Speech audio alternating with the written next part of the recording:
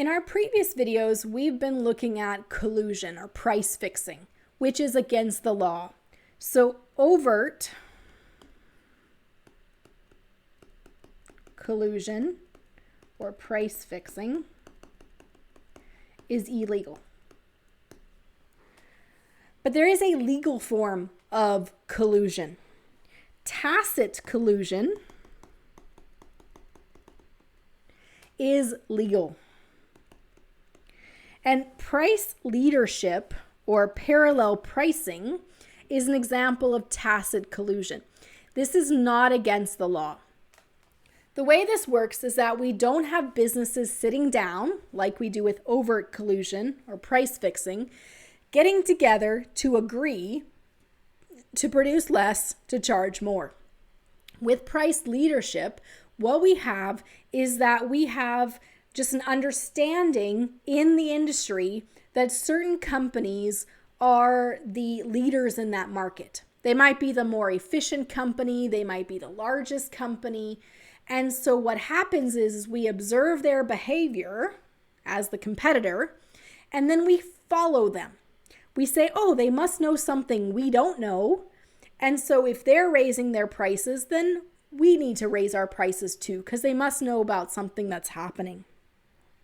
So what we see here is that one company makes an action that is publicly available. Okay, so other companies can see what's happening, and the rest of them follow. There's not this working together. That's the illegal part. If you got together over coffee and said, hey, I'm going to raise prices, you raise prices. Instead, you're observing it in the market and making an independent decision. So examples of price leadership. So we see this in the airline industry. For example, in Canada, Westjet is seen as one of the most efficient of the airlines. So they're operating at the lowest prices, right? They have lower profit margins and they have lower costs. They're just operating more efficient, lower per unit costs. So when Westjet raises its airfare, other airlines like Air Canada see that and go, oh, costs must be on the rise.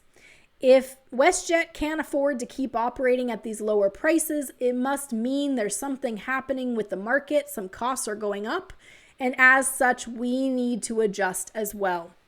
This is what is called barometric price leadership, where one company is acting as a barometer of market conditions. So if that most efficient airline is raising prices, it must be a barometer of the market that costs are going up.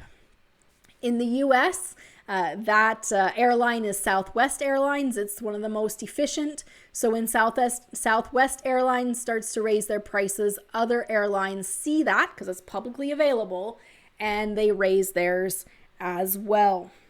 Which brings us back to a conversation we had previously.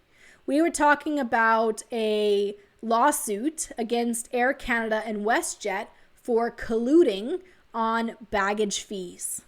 And this lawsuit started in 2016. And the argument that Westjet and Air Canada are making is that it is not collusion. It's not price fixing. It's not overt collusion. It is tacit collusion. It is price leadership. And in fact, it's barometric price leadership. What they're saying is that Westjet announced the baggage fee on September 15th. Air Canada did 3 days later. It was publicly available information, and if one company was needing to increase these fees, then it must be a need for others as well.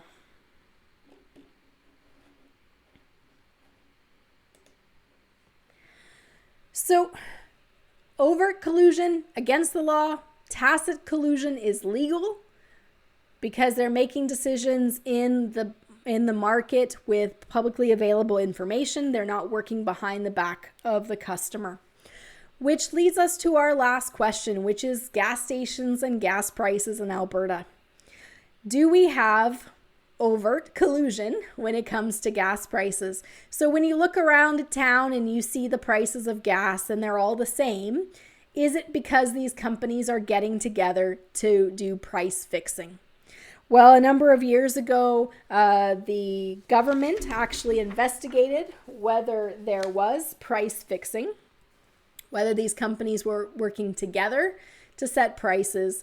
And what they found is that it is more price leadership, barometric price leadership.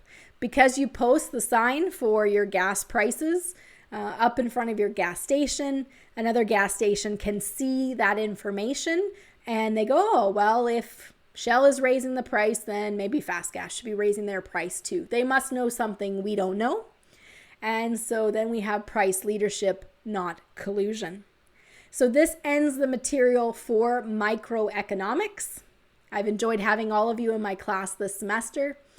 And hopefully you will join me for macroeconomics next semester, either in the virtual online world through these videos that you can find in Blackboard or YouTube, or in person.